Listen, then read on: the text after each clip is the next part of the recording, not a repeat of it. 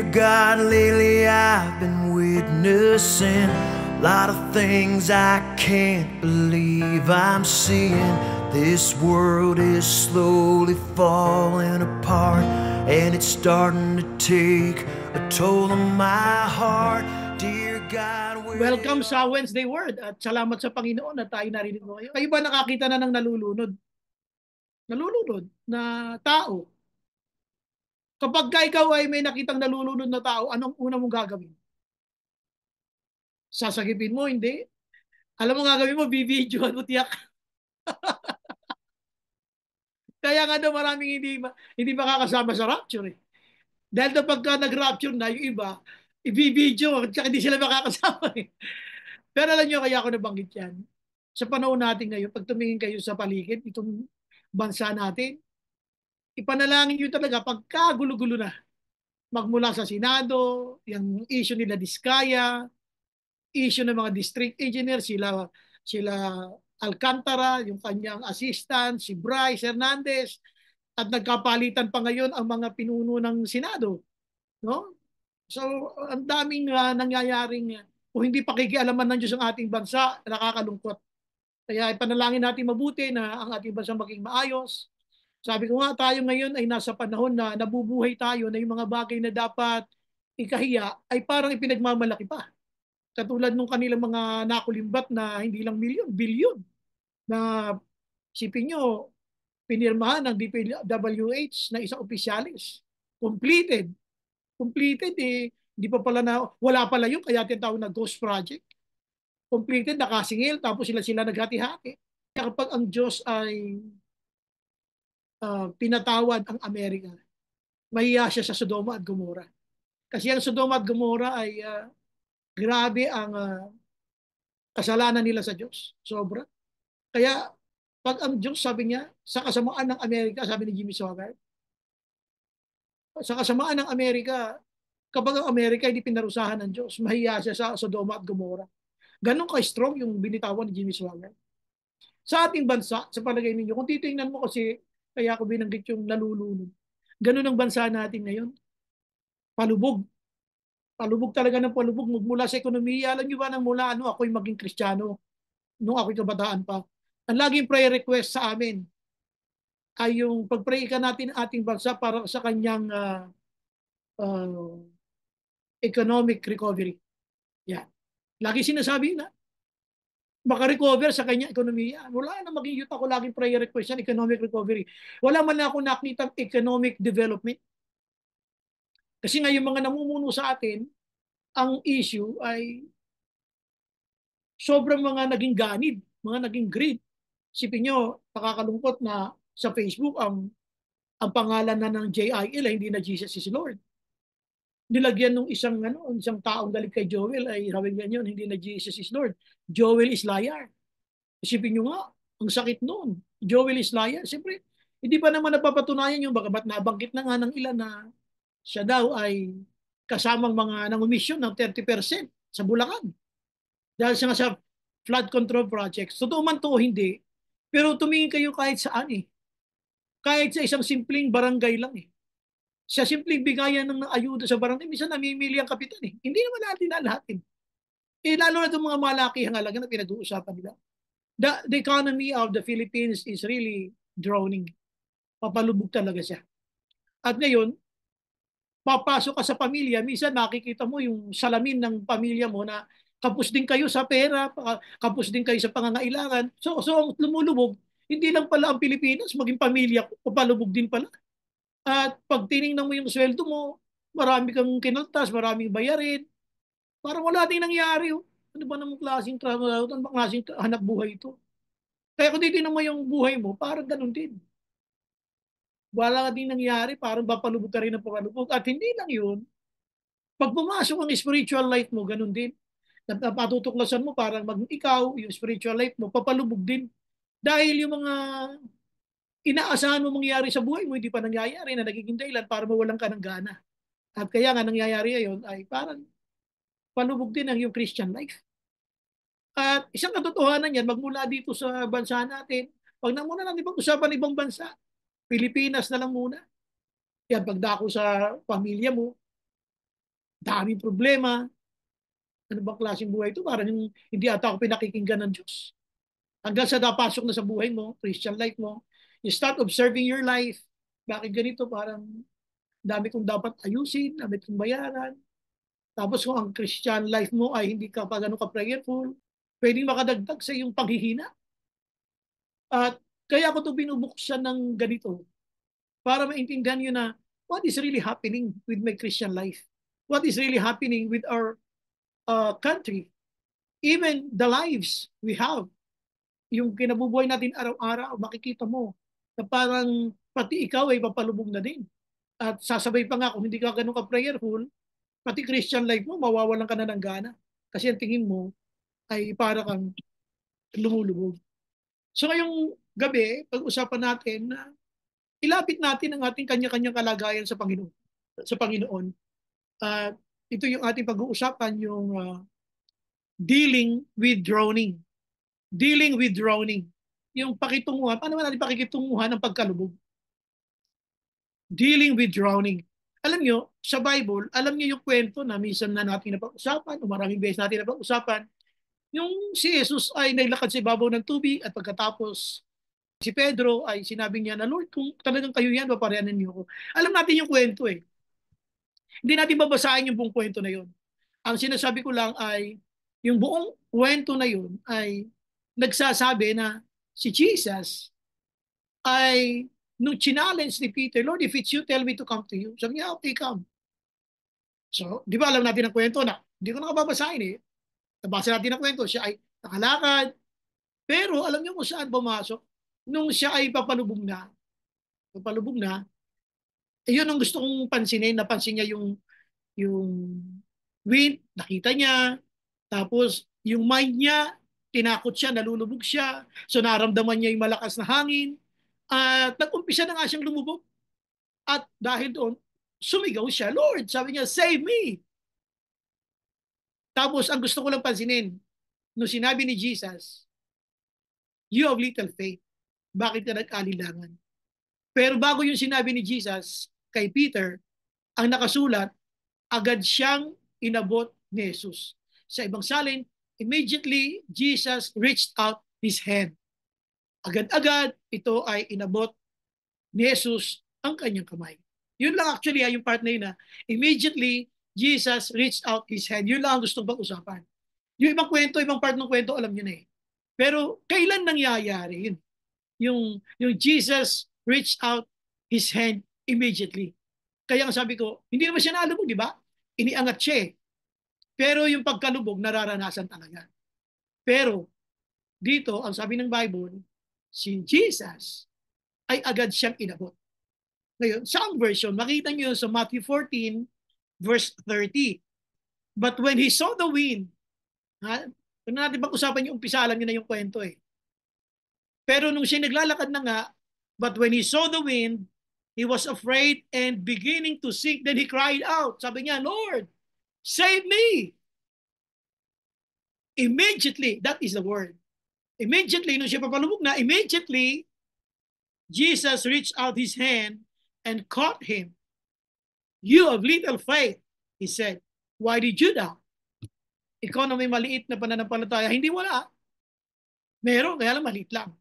You have little faith. Sabi niya, why did you doubt? So dito papalubog na siya, tapos ang gusto ko lang dito yung word na ginamit na immediately. Ikaw ba ay parang nag-aantay ng pagsagip ng Panginoon? Ikaw ba ay alam na alam mong dapat nang sagipin pero parang ang natatagalan sa pagsagip ng Panginoon? Dito, tinan nyo immediately, Jesus reached out his hand and caught him. So ang issue, kailan nangyayari yung immediately? Kumbaga, paano mangyayari yung hindi ka malulubog and immediately you will experience God's rescue. Yung pagdampot agad sa'yo. Take note of the word, yung immediately. Doon tayo iikot sa usapan na yun. Immediately, Jesus caught him.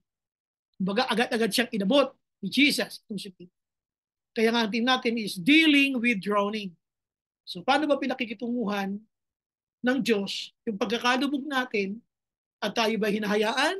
Ikaw ba'y pinababayaan? Ikaw ba'y pinanonood lang niya? Ikaw siya ba'y nasisya? Makita kang lumulubog? Nagdiriwang ba ang Panginoon pag ikaw ay nakita niyang ipapalubog na? What the Lord is feeling when He sees you na as if you're drowning na? Do you think God is happy? Kaya pag-usapan natin to yung part na dealing with drowning. Kailan ba nangyayari na yung pagkakalubog ay hindi lubusang magaganap sa iyo sapagkat iyon ay pakikialaman ng Diyos? Ngayon, tingnan natin ang sabi ng Bible. Kailan nangyayari yun? Alam natin ang kwento about Peter. Sabi niya, Lord, if it's you, tell me to come to you. Alam naman natin na yung naglalakad noon si Jesus sa madaling araw sa dagat at nangatakot sila at ang sabi nga ni Lord na inunahan na sila eh, huwag kayong matakot, si Jesus ito. Doon nag-umpisa yung challenge ni Peter. Lord, kung talagang kayo yan, paparyanin niyo ako. Then the Lord said, come. So, kitang-kita natin na siya ay nakalakad noong una. At pagkatapos ay nung napansin niya na nga yung wind, sabi niya, siya ay natakot, nakaramdam ng yung kanyang isip ay diniktahan siya na nalulubog ka. Kaya sabi ng Bible, he was beginning to sink. At nung siya nga ay lubapalubog na, sumigaw siya. At ang sabi niya dito, Lord, save me. Ang isang maganda dito, alam niyo, si Peter, although he was a good fisherman, alam niyo mga mangingisda katulad ni Pedro, kaya niyang bumasa ng hangin. Alam niya kung ang hangin ay nasa habagat, kung yan ay nasa, sabihin natin nasa south, nasa timog. Alam nila kung ang dagat ay magiging maalon. Alam niya yan eh, kasi nga isa siya mangingisda. To add to his experience, he was a great fisherman. Therefore, he knows how to swim. Pero alam niyo isang bagay dito na ipinakita niya, alam niyo, ipinagparaya niya sa Diyos yung buhay niya nung panahong papalubog na siya. Ano lang ang kanyang ginamit? Yung kanyang faith. Inactivate niya eh. Yung word na activate. Alam niyo ang isang tulang ng mga Kristiyano kapag ka nasa kagipitan ay yung gamitin yung faith. Sometimes, ang sabi nga ng kantang Katoliko, que sera, sera.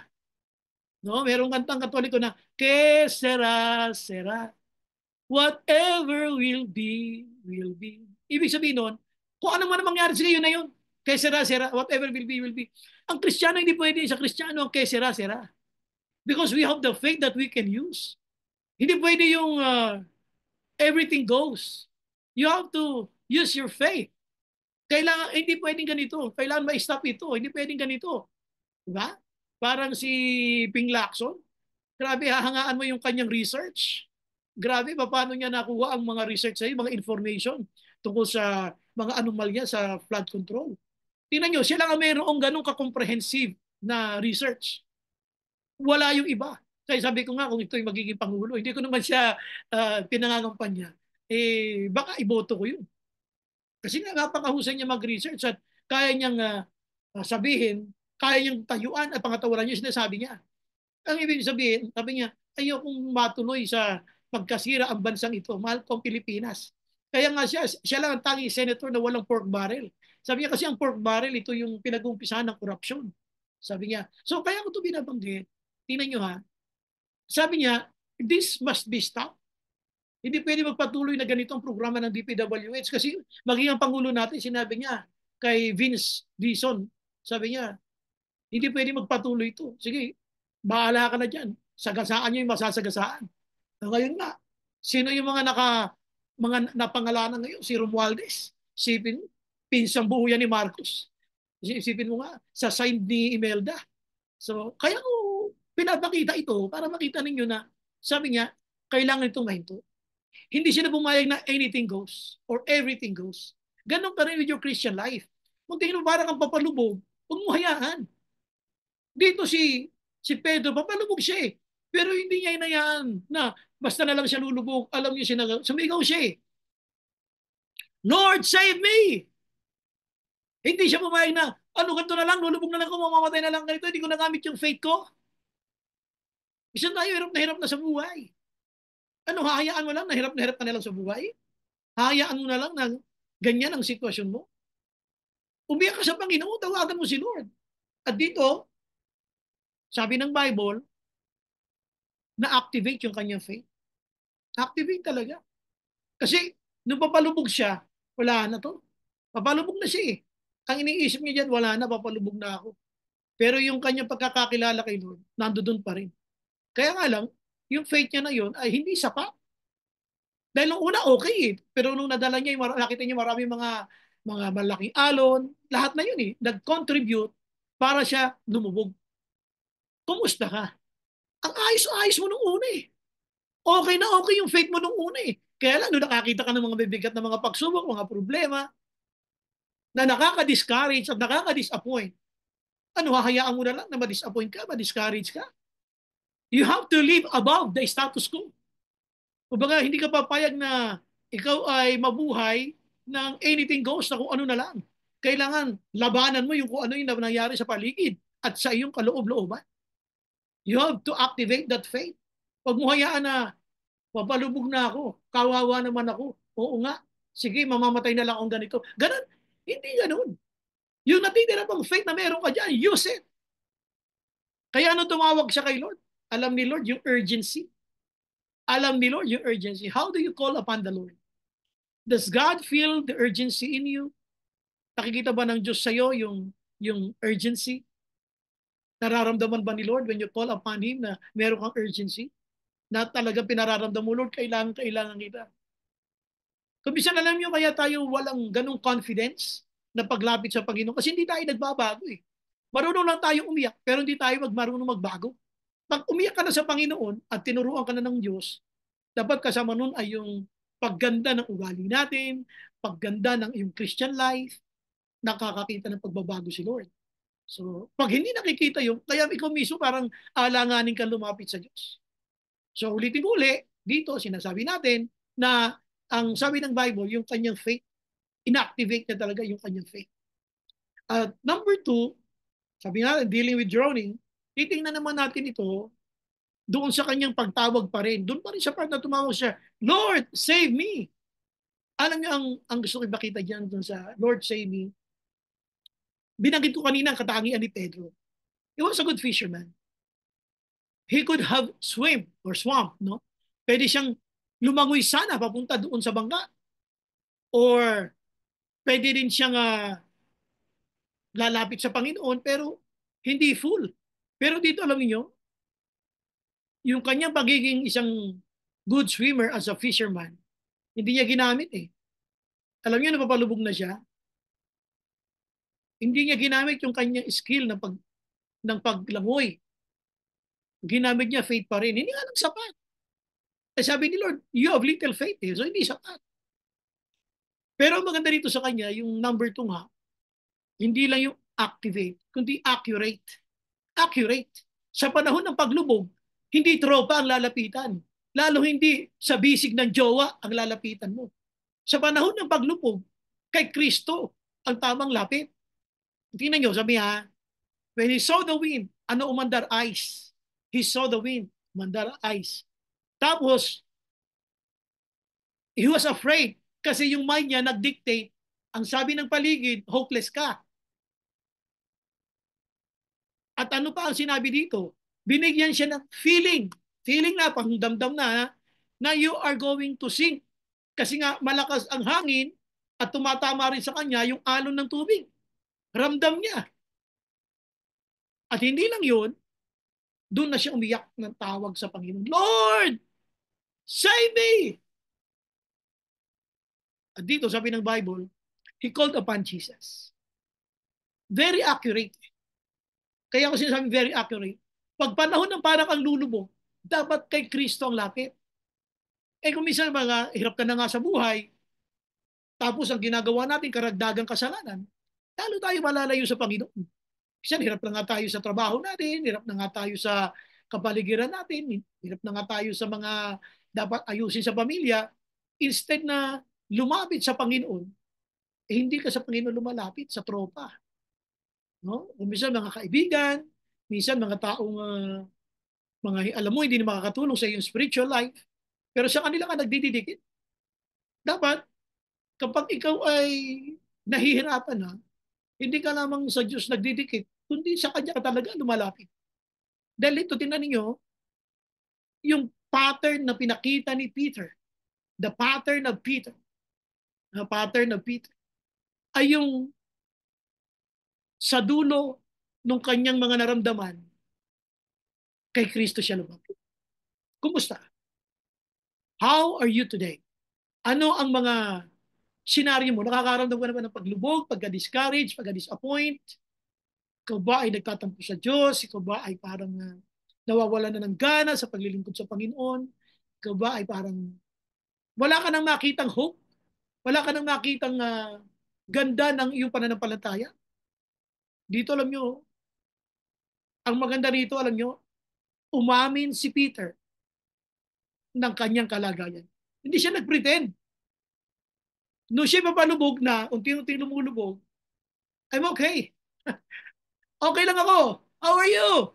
Sabi ng ibang mga alagad na nakandun sa nasa bangka, Peter, how are you? I'm okay. But he was beginning to sink. Alam niyo, marami sa atin, we are great pretenders. Umami ka kay Lord, Lord, I'm sinking. Dapat yan ang iyak kay Lord ngayon. Lord, I'm sinking. Dapat ganyan ang iyak natin sa Panginoon. Lord, help our church. Lord, kailangan ko ng trabaho, Lord. Lord, ayusin mo yung negosyo ko, Lord, hirap na po kami. Don't pretend. Huwag kang mag-pretend na you're okay when you're not. It's okay not to be okay. Diba? Yun yung palabas nila Ann Curtis. Diba? Nakikita ko yun eh. Pag nagpatalastas na yung tangko, lalabas na siya eh. Kaya magkasunod yun, kaya nakikita ko eh. Ang gusto ko sabihin dito, alam niyo, kung hirap ka na, umamin ka, then lapit kay Lord. Dun, sa Kanya. Very accurate eh. Pinakita. So, inactivate niya yung faith niya. Hirap na siya. Then, yung pattern. Okay lang makaramdam ng takot. Yun yung pattern eh. Okay lang ma-distract ka ng paligid.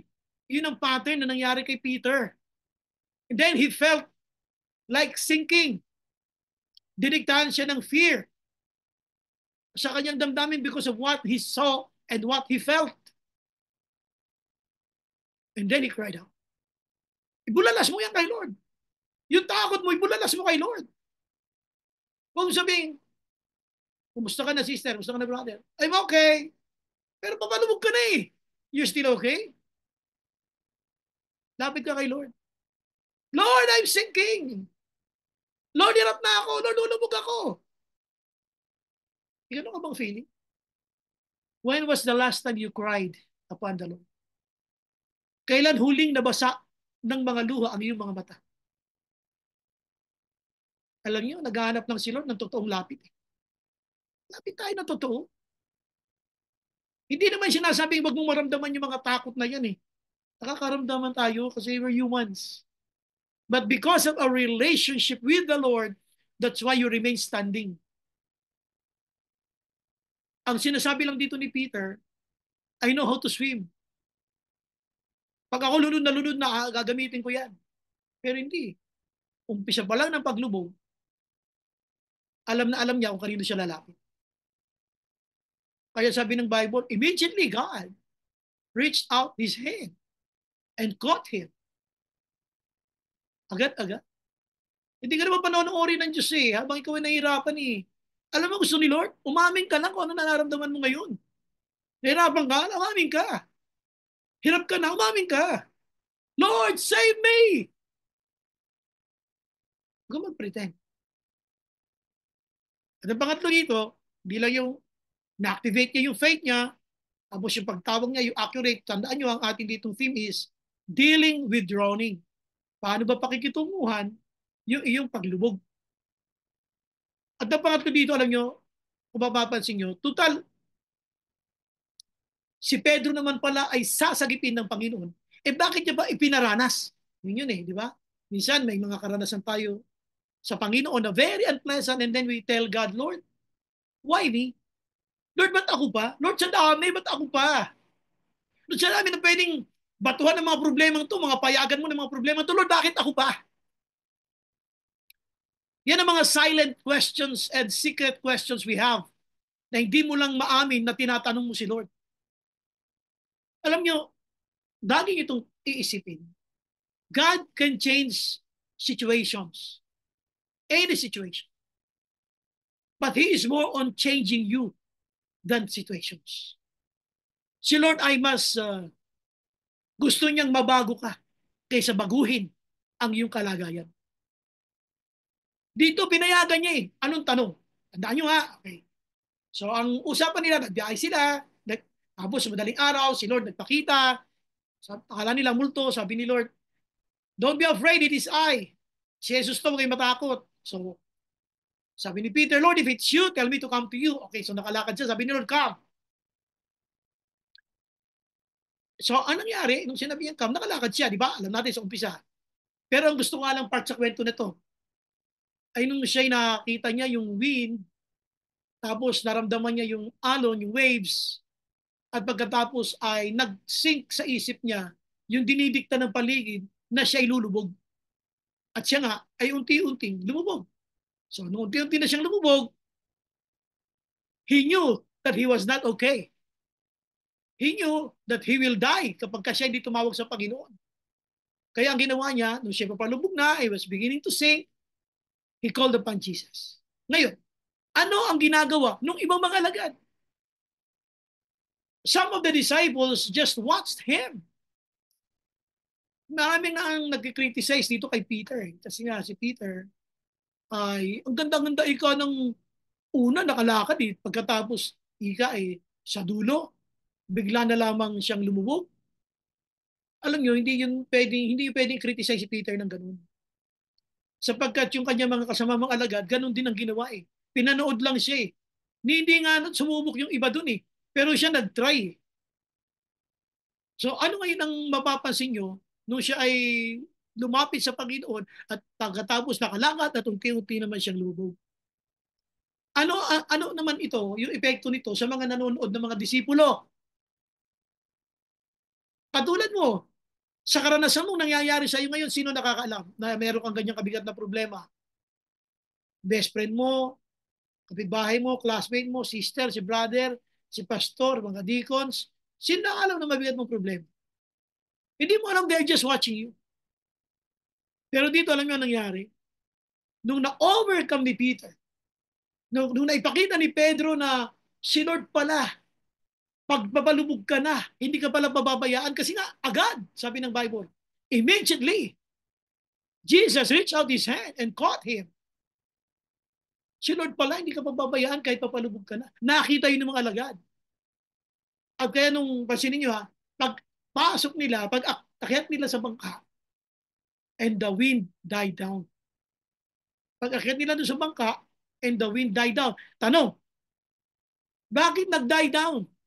Bakit naging kalmado yung karagatan nung sila ni Jesus ay nakapasok na, nakasakay na sa bangka? Alam niyo kung bakit? Kasi wala nang susubukin eh. Wala nang susubukin para paandarin pa yung malakas na unos. Wala na eh. Kasi si Peter, safe na. Pero nung si Peter ay nandoon pa sa dagat, tuloy-tuloy yung wind, eh wala na si Peter doon. Sumakay na sa bangka, kumalma na. Ano ngayon na nangyari? Ang sabi ng mga lagad, sino kaya ito? And those who were in the boat learned to worship Jesus. Ano yung pangatlo? Yung mga karanasan mo na parang ang lulubog na, pag naipakita mo na nakahanda ka pa rin manampalataya sa Panginoon, kahit sa ganun ang kalagayan mo, papayagan ka ni Lord na ma-overcome mo yun. Ang epekto nun sa ibang mga tao, aangat ang kanilang pananampalataya. Yung alleviate na tinatawag. Ma-alleviate yung kanilang faith. Ikaw mismo, meron kang first-hand experience na papalubog ka mismo, ikaw ay iniangat ni Lord, nakita mo yung kamay ng Diyos. First-hand experience mo yun. So lalo kang hahanga kay Lord na, grabe si Lord, kahit gipit ka, hindi ka iniiwanan. Ano ang sabi ngayon ng Senado? Nung magpalit ng Senate President, sabi ng mga panig ni Cheese, Grabe, laglagan pala to. Yung mga akala niyang mga nakasuporta sa kanya, iniwanan siya, pumanig kay Soto. Maraming mga dahilan kung bakit. Ah, kaya ko lang ito sinasabi kasi kahit sa Senado may laglagan, iniwanan siya, pumanig kay Soto, kaya nakuha siya ng numbers, kaya naman siya naging bagong Senate President. Pero alam niyo, si Lord hindi man lalaglag. Si Lord hindi nalalaglag. Si Jesus hindi nalalaglag. Akala mo papalubog ka na, wala ka ng pag-asa? When you call upon Jesus, immediately, that is the word. Immediately, the Lord's hand was there. Kaya kapag pinag-usapan natin itong mabuti, kitang-kita nyo yung kamay ng Diyos na pagkatapos niyang abutin to, hinatid niya si Peter doon sa bangka and the wind died down. Kasi nga, wala na si Peter doon sa dagat, wala nang susubukin sa kanyang pananampalataya, pag akyat nila doon, grabe yung timing, no? Nung safe na si Peter, at saka naman, naging kalmado yung hangin. At ano nangyari? Those people who were in the boat worshipped Him. See? Yung mga dating nagkikriticize, natututong sumampalataya sa Diyos. Kasi nakita nila, ikaw na dating hirap ang buhay, iniangat ng Diyos ang iyong buhay. Na ikaw na dating hirap sa buhay, ay sinamahan ng Diyos sa buhay. Kaya ngayon, nakakita sila ng pagkilos ng Panginoon. Nagkaroon ng alleviate yung kanyang kalagayan. Kaya, sabi natin, drowning, na kalagayan mo, kalagayan ng mga alagad, yung paglubog na kalagayan mo, it's okay not to be okay. Basta tandaan mo lang yung pattern ni Peter. Inacknowledge siya lahat. Pero, hindi siya pumayag na hindi siya tatawag kay Lord nung siya'y papalubog. Tayo pagka yung hirap na sa buhay, inahayaan na lang natin, sige na. Minsan, mayayabang pa tayo eh. Instead na magmakaawa tayo sa Diyos, sinusumbutan mo pa si Lord, hinahamon mo pa eh. Sige Lord, bigyan mo ba ako ng problema? Yan lang ba kayo mabigay? Sige ba? Ganun tayo kayabang sa Diyos. Pero alam nyo, si Peter hirap. And he said, Lord, save me! Kumusta? Ano ang nararamdaman mo ngayon? Kung nararamdaman ka ng paglubog, tandaan mo itong nangyaring ito. Nung inabot ni Jesus sa kamay ni Peter, napapalubog na. Si Peter, paano niya dinil yung drowning? Activate your faith. Marami sa tingin ni Lord, hindi nga sa... Pero sa naranasan niyang yan, pinatahimik yung wind, first-hand experience, nakita niya ang kamay ng Diyos. Hindi siya pinabayaan. Aangat na ang kanyang pananampalataya. Sipin niyo yung faith niya, naging dahilan para makalakad siya sa ibabaw ng tubig. Ang sabi ng Bible, hindi pa rin sapat. You have little faith. Kaya pagbutihin natin ang ating pagtitiwala sa Panginoon. Sa lahat ng mga unpleasant circumstances natin na nadaanan, ang layunin lang yan ay para lalo kang humanga sa Kanya. At patunayan sa iyo na ang Diyos natin hindi nang-iiwan. Ano nangyari? Activate. Number 2, accurate. Tama. Yung dulo ng kanyang mga naranasan sa Diyos ang tawag. And number 3, yung alleviate. Yung mga nagkikriticize, yung mga nanonood lang, matututo yung sumampalataya sa Diyos. Sa mga nakikita nilang ginagawang pagkilos sa iyo ng Diyos. So yung conclusion of faith is living and a daring confidence in God's grace. Yan. So ang pananampalataya ay isang buhay na humahamon sa ating kumpiyansa sa biyaya ng Diyos. So magandang gabi sa inyo lahat. Welcome ulit sa ating praying every night for all the world to just